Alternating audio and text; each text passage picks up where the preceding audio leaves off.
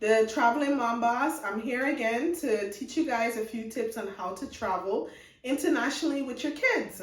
So before I get into my first video, I want to make sure you guys know that I have a free guide on how to travel internationally with your kids. So make sure you click on that link below so you can get that information. It's going to be lots of information to help you guys out, and it's free. So today's video is going to be 5 tips on how to prepare and budget yourself for your international trip with your kids. So as you guys know that in order to travel, you need to have money. So you may not have a lot of money, but I want to let you guys know that you can still travel because I've traveled on a budget the entire time I've been traveling.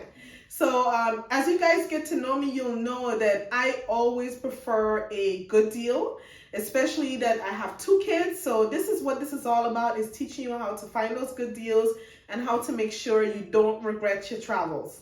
Okay, so the first thing is that you want to make sure you save money. So I'm going to teach you guys some ways on how to save money.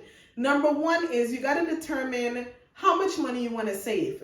So I would recommend somewhere between $1,000 to $3,000 because I feel like you can have a comfortable trip and find really good flights and housing and things like that with $1,000 to $3,000 depending on where you're going. You want to make sure you know how much time you have to make sure you save that money. So you can start setting a goal by using a book to say, okay, if I have 3 months to travel, I know that 3 months is 12 weeks. So if you get paid weekly or bi-weekly, you got to make sure you know how much money are you going to put aside from your paycheck. So I know that it might be hard for you because you may not be getting paid a lot, but you want to make sure you put aside as much as you can, even if it's $50. You have to start from somewhere.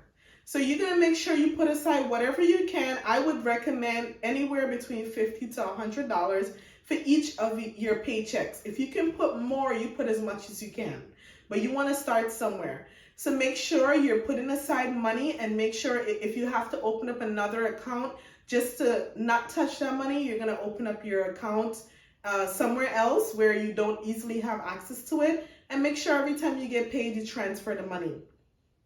Another way of budgeting and finding money for this trip is also finding a side gig.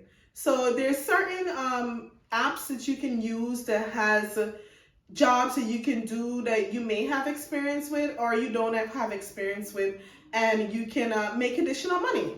So some of those apps are utilizing like Uber as an Uber car driver, a taxi driver, or delivering food. There's many different food apps that where you can work as a person who delivers foods, and some people do that full time and they make pretty good money. But if you want to use that as just a way to save for your trip, that's a great option. Another way is to also starting your own side gig. There's many different things you can do to make money. I'm going to make another video on different ways you can start your own side business, work from home, and not really need any money to start off.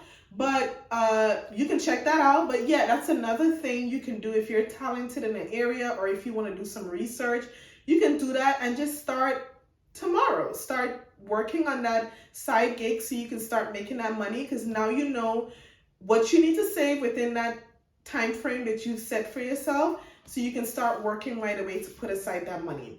Another option is to work additional hours at your job. So if you're able to put in some overtime, if it's like 1-2 hours or as much as you can, do as much as you can, because you can probably work 20 hours or whatever amount in that week and save up enough money depending on how much you get paid. Or just every week going forward, you make sure you work an additional 5 hours in a week, and then that money is the money that you're going to put towards saving for the trip. Another thing you can do is, if you're talented with, let's say, braiding hair, making cakes, cookies, whatever it may be, you can offer, let's say you go to church, or let's say your job is catering an event, you can offer to be the one that cooks the food or makes the cookies, or just look around. There's many different opportunities that's available, and you would just need to look around to do it. You can also see if your kid's school needs an additional, let's say, a parent-teacher aide. Sometimes that job doesn't pay, but some of them does. You probably can work an extra hour after your kid's school is over, and then you can get paid that way. Or you can, like I said, you can make some cookies and you can sell your cookies for like $1 for 3 pieces. Let people know that you're trying to raise money for your trip. Some people are going to be supportive and some are not, but you're supposed to just focus on the people that are supportive. Another thing is, if you're getting any type of financial assistance, let's say you're getting child support, or let's say you're getting spousal support, any type of financial assistance that you would normally get, in addition to whatever funds you're getting, you can put that aside to save for the trip, because this trip is for your kids as well. So if the money you're receiving additional to your income is for your kids, you can also put that aside for them to be able to travel as well. The last way that you can save money for your trip is to cut back on things. If you're eating out twice a week, once a week, once a month, whatever it is, cut back on it. If you get your nails done every 2 weeks, cut back on it. Every single dollar counts. So if you can find ways to cut back on things that you're doing in your life that cost and doesn't really need to be done, you can cut back on it. So one thing is, when it comes to getting my hair done, I do my hair myself. So I know that I can buy the hair. I can probably even get some synthetic hair instead of human hair and do it myself. I make my wig myself. I braid my hair myself. If you don't know how to braid hair, you can still try it. Or you can get a cheaper wig. I'm just saying an example because I'm a hair person. So that's just a way to cut back. Save in ways that you can. You save in as much ways as you can. When you're going shopping for groceries, if you usually buy the, let's say you usually get the 6-pound chicken, try to get the 2-pound. If you're usually getting the most expensive steak out there, even if it's being cooked at home, you try to cut back on those things. Try to get some chopped up beef and make it like soup instead. You just try to save in every way you can, because guys, it is so worth it.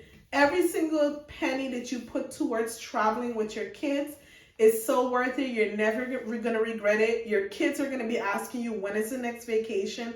And you're just going to be feeling so free and relaxed and happy.